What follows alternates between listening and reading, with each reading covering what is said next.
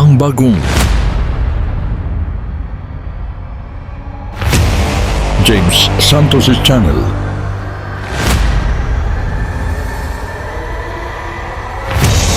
Bagong tema, bagong boses,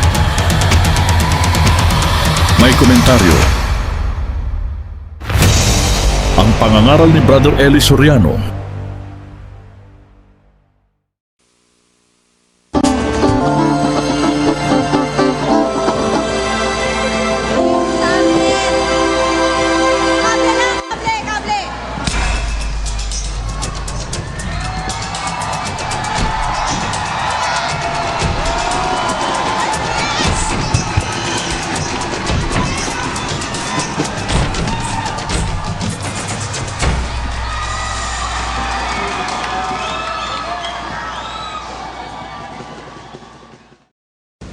Ngayong gabi, aalamin po natin ang mga gamot sa mga sakit na ito.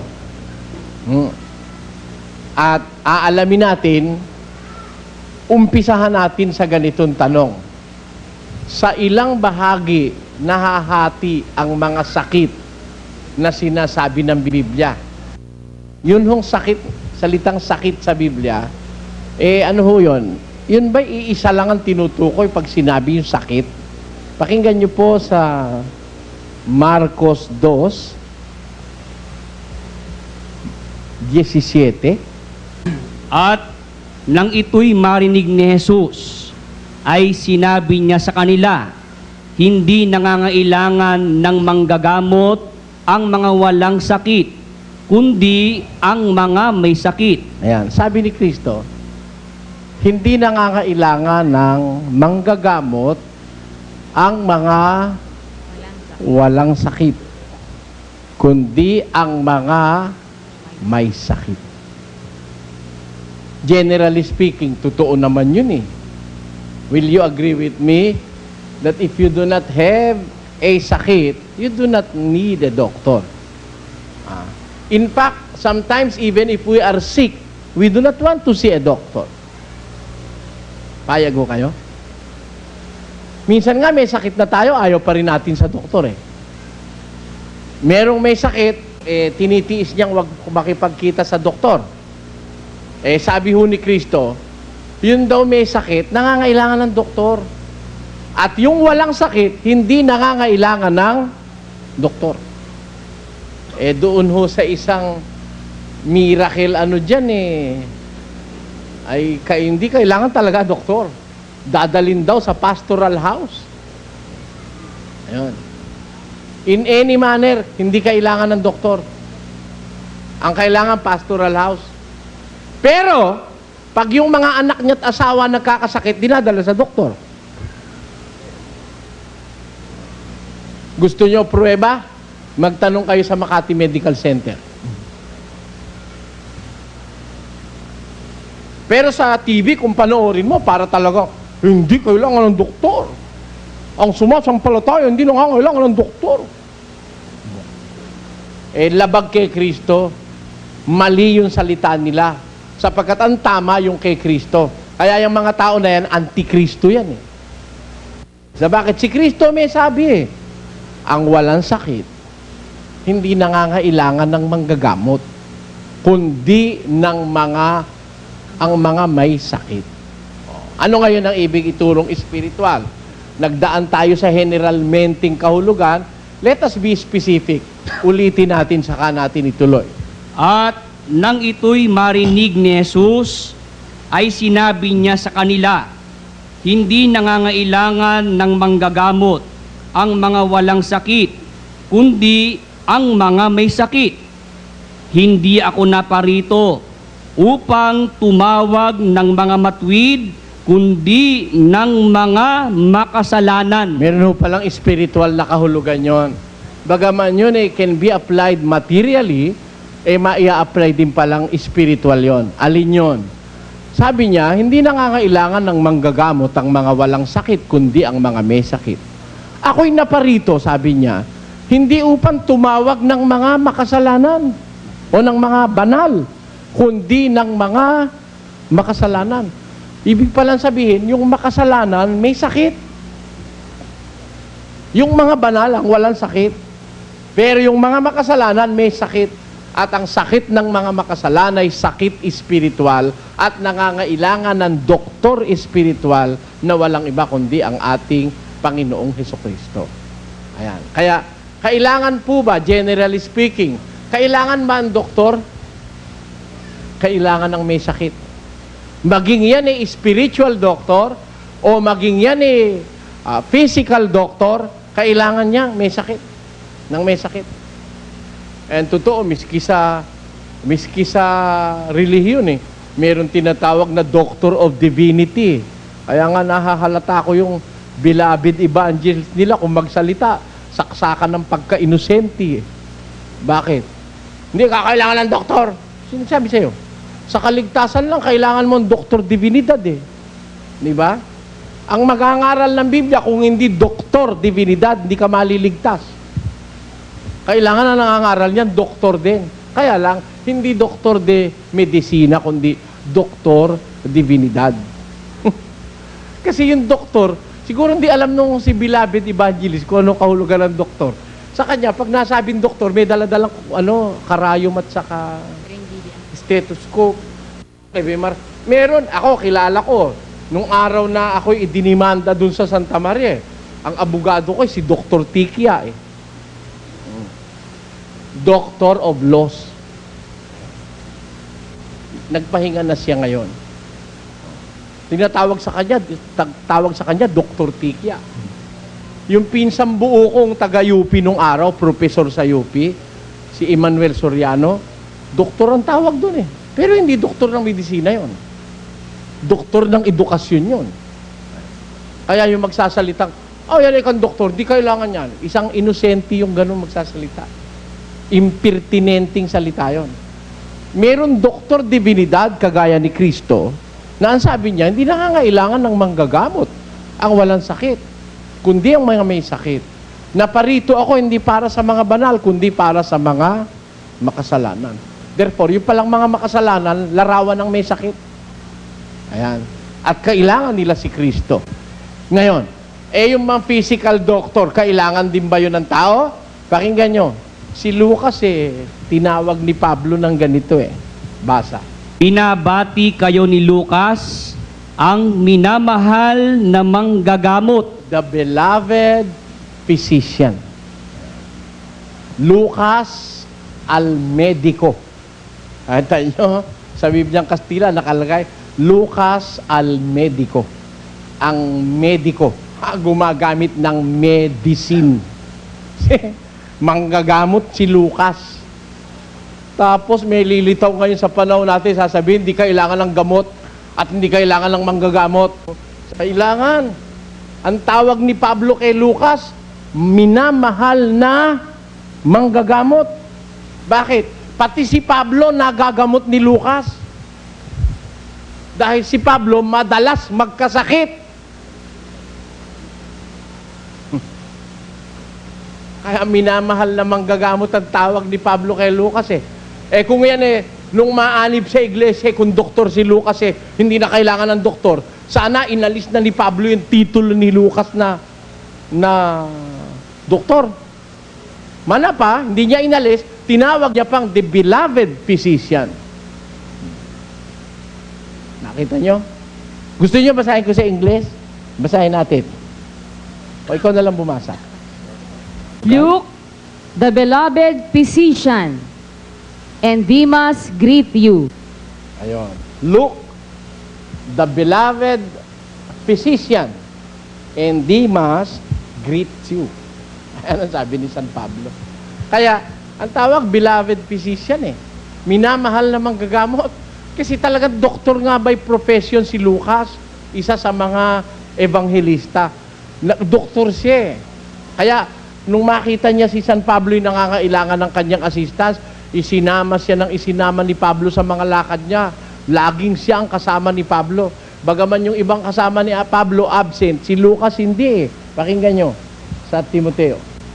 Si Lucas lamang ang kasama ko Kaunin mo? Kaunin mo si Marcos at ipagsama mo, Bakit? sapagkat siya'y napapakinabangan ko sa ministeryo. Kita nyo, sa ministeryo, ang gustong kasama ni Pablo, si Marcos. Kasi nung panahon na yon, si Lucas lang ang kasama ko. Tawagin mo rin naman, kaunin mo si Marcos sapagkat napapakinabangan ko siya sa ministeryo.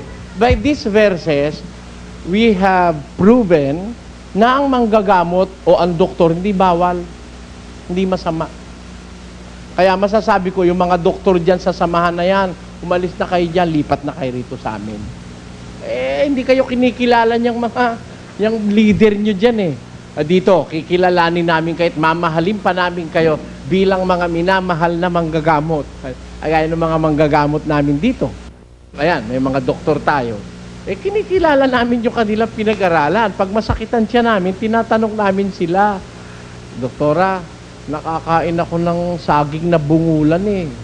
O, doktor, hindi ako makahinga eh. Ano ho ba ito? Kasalanan ba to, doktor? Kasi sabi nung mga ngaral nila, ang sakit bunga ng kasalanan. Sino nagsabi sa'yo ang sakit ay bunga ng kasalanan? Wala namang kasalanan ginawa, napagod lang dahil kay Kristo. Nagkasakit grabe pa nga ang sakit ni Epaprodito pagka si Epaprodito nakausap nitong beloved nilang evangelist na ito, ang sasabihin nito, Epaprodito, malaki ang kasalanan mo dahil nagkasakit ka. Sabi ko, mali, hindi tama sa Biblia. Dahil merong sakit, di bunga ng kasalanan Ayan. Ngayon, kailangan ba ang doktor? Kailangan po. Ma-spiritual, ma-material, kailangan ng doktor. At yan, pinatutunayan ng Biblia. Ecclesiastes 1. Pakinggan nyo nakasulat. At inihilig ko ang aking puso na hanapin at siyasatin sa pamamagitan ng karunungan ang lahat na nagawa sa silong ng langit. Ayan. Sabi ni Solomon, lahat ng mga gawain nagagawa sa silong ng langit, inihilig ko ang aking puso na siyasatin at pag-aralan. Ang karunungan at ang lahat ng nagagawa sa silong ng langit. Therefore, hindi lang ho karunungang espiritual ang pinag-aralan ni Solomon. Pinag-aralan din ni Solomon ang karunungang panlupa. Inalam niya, siniyasat niya ang karunungan, pati sa silong ng langit, hindi lang yung makalangit na karunungan. Dalawa ho kasi ang karunungan Isang galing sa langit, alam ni Solomon yon. At isang sa lupa na karunungan. Sinasabi niya sa talatang ito, mga bagay na nasa ilalim ng langit. Di ba, no? Anong sabi niya dyan? Mahirap na pagdaramdam na ito ang ibinigay ng Diyos sa mga anak ng mga tao upang pagsanayan. Kita nyo, mga mahihirap na pagdaramdam, ibinigay ng Diyos sa mga anak ng tao upang pagsanayan. Kita nyo? Kaya nga ang tawag dyan mga practitioner medical practitioner. Bakit? Kasi pinagsasanayan nila yung mga pagdaramdam ng tao, mga sakit. Ang katunayan, 3 Gs ng Ecclesiastes pa rin. Aking nakita ang sakit na ibinigay ng Diyos sa mga anak ng mga tao upang pagsanayan. Nakita ko ang wika, ang sakit, ibinigay ng Diyos sa mga tao upang pagsanayan. Kaya pag ang doktor mo'y sanay na karireseta o kaya kagagamot ng sakit. Meron akong kilalang doktor, lumalapit ka pa lang Sabi doon sa isang pasyente, hoy, ikaw may infection sa sa bato. Malayo pa yung tao, nakita niya lang ang itsura May infection ka sa bato. Taga roon sa Makati yung doktor na yon. Bakit? Sanay na siya sa mga manifestation ng tao Meron doktor malayo ka pa, naninilaw-nilaw ka. Nako, kung hindi yan sa bato, sa atayan. Sabi ng doktor. Masanay na Meron naman, hindi ako makahinga, Dok Hindi ako makahinga. Titignan yung kamay mo. Pag nakita yung kukumoy nakabalikungkong na ganon, yung kukumoy naka ganon ang itsura, hindi lapad. Naka ganon. May sakit ka sa puso. Delikado yun. Kung ba, hindi na kayo makahinga, tigil-tigilan nyo na ho ang pagkain ng taba at saka ng mga mantika. Manifestasyon na ho ng may sakit sa puso, hindi ka makahinga at may sakit dibdib mo, tapos yung kuko mo, tapos ito, halika. Pagka ito po, medyo nakatambok ito. Medyo may ibig sabihin ho sa puso yon. Pero pag halimbawa, mataba ka, pero butas pa rin ito, meron pa rin hukay dito, masigla ho ang puso ng ganon. Kapain nyo ngayon yung inyong mga dito. Sabi sa Biblia kasi ang sakit, ibinigay ng Diyos sa mga tao upang pagsanayan. Pagka nasanay ka talaga, ako lang, hindi ako doktor Ako, hindi ako doktor. Pero in cases of emergency, hindi natin pababayaan ang ating kapwa-tao na basta na lang manigas. Nag-aral ho tayo ng kapiraso sa medisina Kung hindi nga ako nadapa, doktor na sana rin ako sa medisina. Pero, pag-uusap mga pang first aid sa mga taong nangangailangan ng tulong, ginagawa ko sa kapatiran yun Kaya sa aming pagtitipon, pagka medyo may nahihilo, ang takbo sa akin May mga gamot akong nakahanda ron para sa mga may sakit ng tiyan, mga herbal pa. Kala nyo ba, papainumin ko kayo nung kung ano-anong gamot na butika lang? Pagkakaya ng herbal, mas walang side effect yun Meron akong galing na gamot sa Hong Kong, sa Shanghai. May galing akong gamot sa Tokyo. Meron galing sa China, mga herbal medicines yan yan ang binibigay ko. Kasi masasanay ka naman Hindi ba? Malalaan mo naman talaga yung sakit Pagka ang sakit mga pasipon-sipon, pasakit-sakit ng ulo, giniginaw, dalawang kahulugan ng giniginaw na yon. Maaaring kulang na ang tubig sa katawan, maaari naman daladala ng trangkaso yung pagkaginaw-ginaw na yon. Ayun.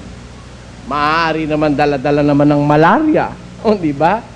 Maaari rin dala-dala naman yung ginaw na yan ng mga sintomas ho kasi yan Kaya po, dapat natin maintindihan yan, paraan ng Diyos, ibinigay ang sakit sa mga tao para mapagsanayan, para patibayin ang ating katawan.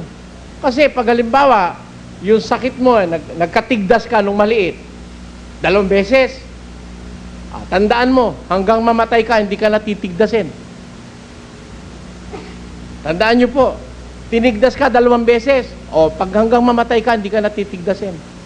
Pero kung minsan ka palang tinigdas, meron nung possibility magkaroon ka uli.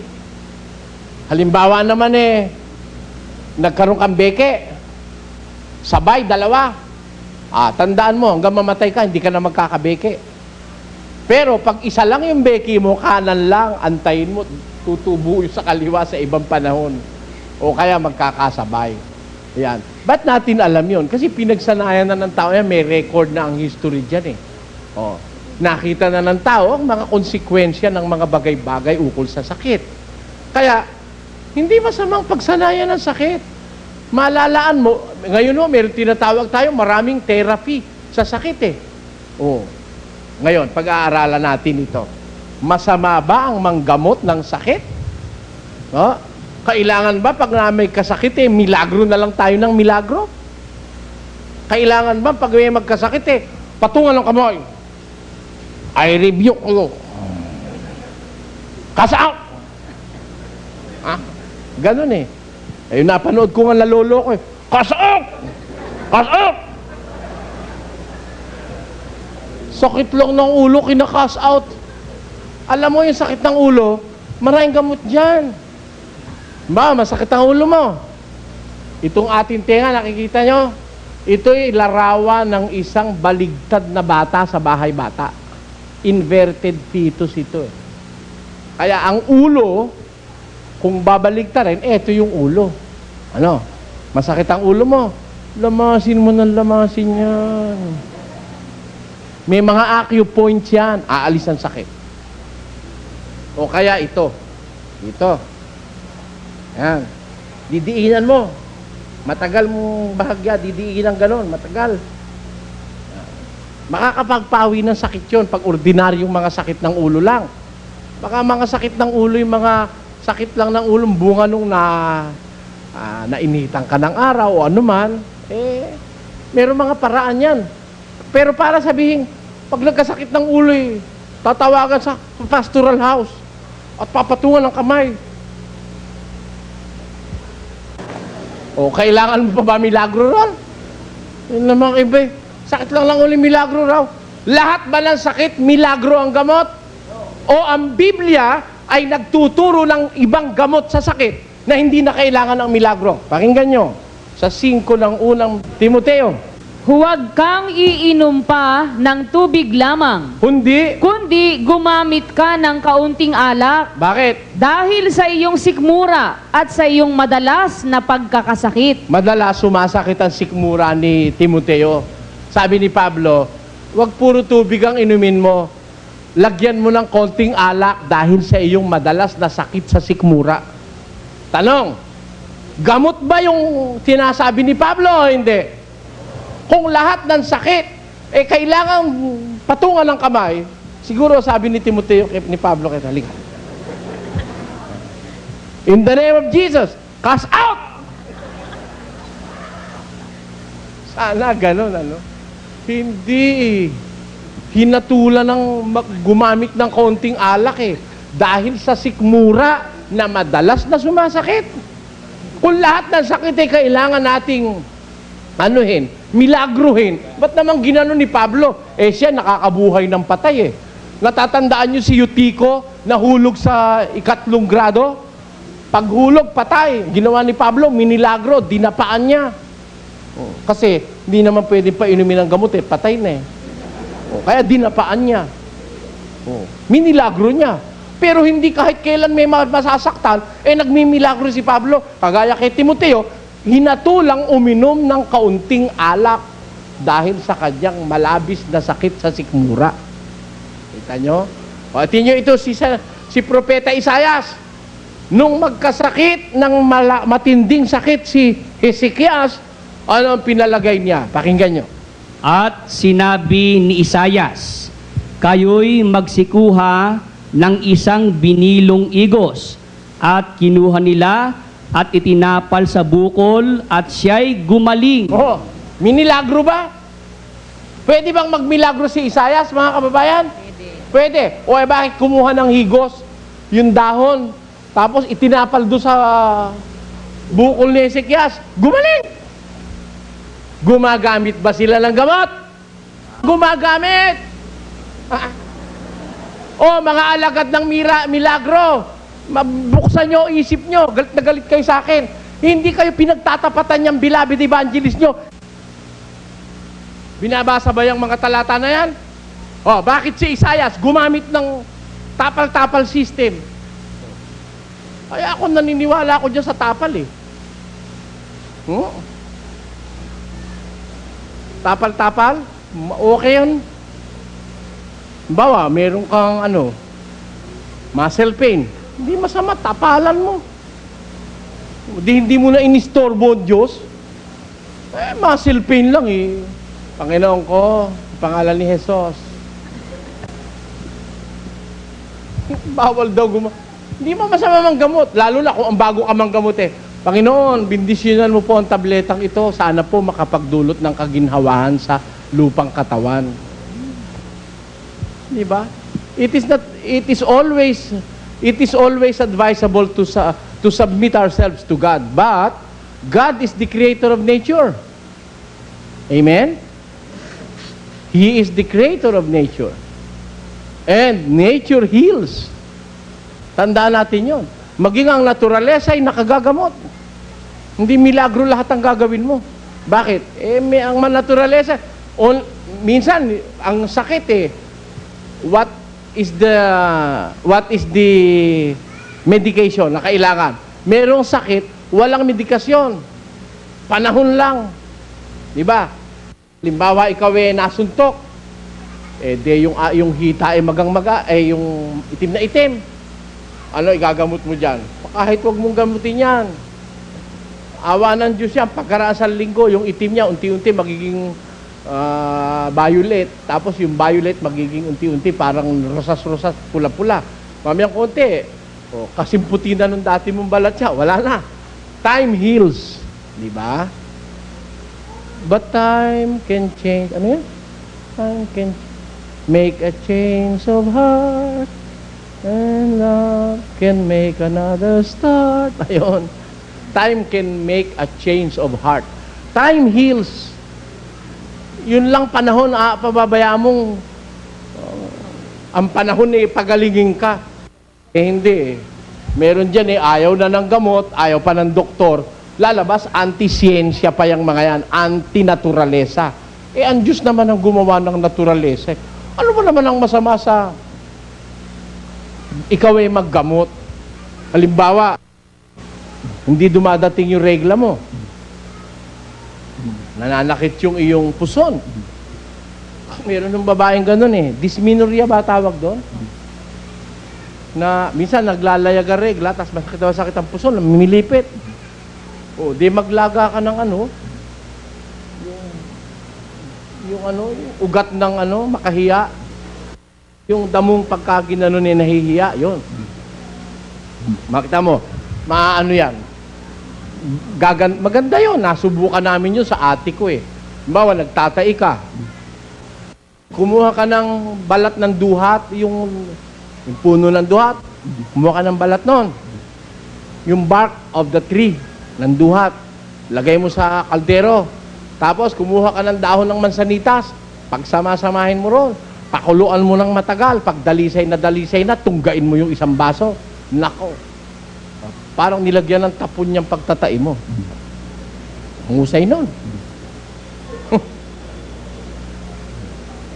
Kung kumain ka kaya halimbawa ng saging na butuan, gamot sa pagtatay yun. O kaya yung saging na pambata, sabayan mo ng isang apple, gamot sa pagtatay yan. Sasabihin mo, masama ang gamot. You can make food as your medicine.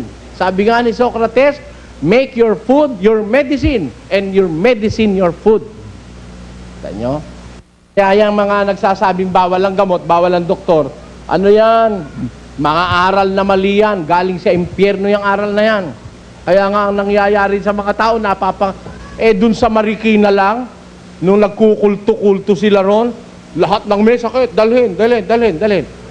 Nanigas. Patay.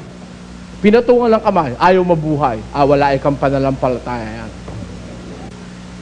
Meron kasi tayong kapatid dun Meron tayong kapatid sa Marikina Malapit doon sa kanila ron, na pinagtitipunan, nakakalata ng kapatid natin na talagang marami nung dinadalang may mga may sakit, di naman gumagaling. Marami mga naka-wheelchair na umuuwi, naka-wheelchair pa rin si Kristo nung manggamot lahat, pinagaling. Lahat. Kunyari, sasabihin nyo, tama kayo, ba't hindi nyo lahat mapagaling? Si Kristo nung manggamot, lahat. Pakinggan nyo sa Gis 39 ng gawa. Sa makatwid bagay si Jesus na taga Nazaret, kung paanong siya'y pinahira ng Diyos ng Espiritu Santo at ng kapangyarihan, na naglilibot, na gumagawa ng mabuti, at nagpapagaling sa lahat ng mga pinahihirapan ng dyablo. Lahat ba pinagaling? Lahat. Walang naiwang hindi na pinagaling. Itong mga ito, pag hindi gumaling, hindi sumasampalataya. Kulang ang pananampalataya. Magsisi ka sa iyong mga kasalanan. Kulang ang pananampalataya mo, kaya ayaw kang gumaling. Si Kristo, hindi ganun Lahat na lumapit sa Kanya, pinagaling niya. Pati nga yung hindi lumapit, hindi sumasampalataya, pinagaling pa Di ba? At tingnan ninyo. Minsan may isang, mabuti basahin na natin. Yung isang puno ng sambahayan na yung kanyang alila naghihingalo, nilumapit kay Jesus. Basa. At pagpasok niya sa Kapernaum, ay lumapit sa kanyang isang senturyon na sa kanya'y namanhik at nagsasabi, Panginoon, ang aking alila ay nararatay sa bahay, lumpo at lubhang nahihirapan. At sinabi niya sa kanya, "Paroroon ako at siya'y aking pagagalingin." At sumagot ang senturyon at sinabi, "Panginoon, hindi ako karapat-dapat na ikaw ay pumasok sa ilalim ng aking bubungan. Datapwat, sabihin mo lamang ang salita at gagaling ang aking alila. Sapagkat ako rin naman ay taong nasa ilalim ng kapamahalaan na may nasasakupan akong mga kawal. At sinasabi ko rito, yumaon ka at siya'y yumayaon. At sa isa, halika at siya'y lumalapit. At sa aking alila, gawin mo ito at kanyang ginagawa." At nang marinig ito ni Jesus, ay nagtaka siya at sinabi sa nagsisunod, "Katotohanang sinasabi ko sa inyo, na kahit sa Israel man, ay hindi ako nakasumpong ng ganitong kalaking pananampalataya. At sinasabi ko sa inyo na marami ang magsisipanggaling sa silanganan at sa kalunuran at magsisiupong kasama ni Abraham at ni Isaac at ni Jacob." Merong isang senturyon, yung kanyang alila, hirap na hirap sa sakit. Yung alila niya, walang malay. Hindi alam na yung senturyon lalapit kay Jesus. Nung lumapit yung senturyon kay Jesus, "Panginoon, maawa ka sa alila ko." Sabi ni Jesus, "Bayaan mo, pupunta ako sa bahay mo, papagalingin ko siya." Tinanong ba ni Jesus, "May pananampalataya ba yung alila mo? Baka yun may kasalanan." Walang tinanong, hindi nagtanong. Ang sabi ni Jesus, "Pupunta ako, papagalingin ko." Sabi nung senturyon, "Panginoon, di man ako karapat-dapat na ikaw ay pumasok sa ilalim ng bubong ng bahay ko." Dahil alam niya, makasalanan siya sa kanyang sarili, sabi ng senturyon. "Sabihin mo na lang, Panginoon, na gumaling siya at gagaling siya." Oh.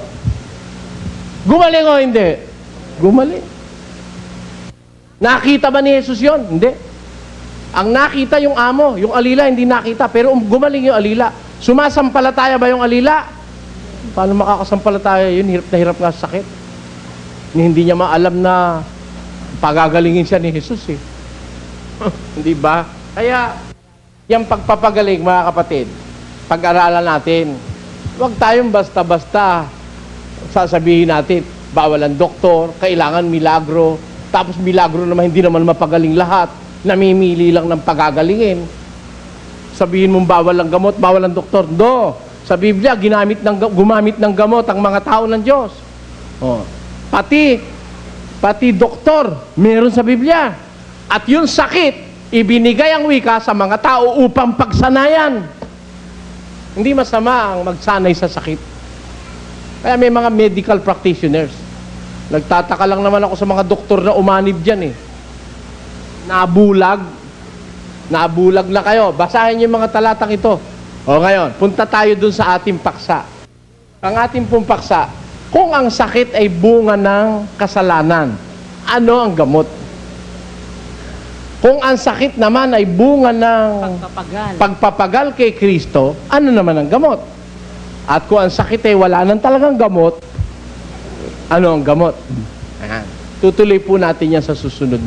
At kung nagustuhan ninyo ang napanood ninyong video, please like, subscribe, share, and comment. At maraming salamat sa mga sumusuporta sa pamamagitan ng GCash. At marami pa kayong mapapanood na hindi pa na-upload sa internet. Maraming salamat sa panonood.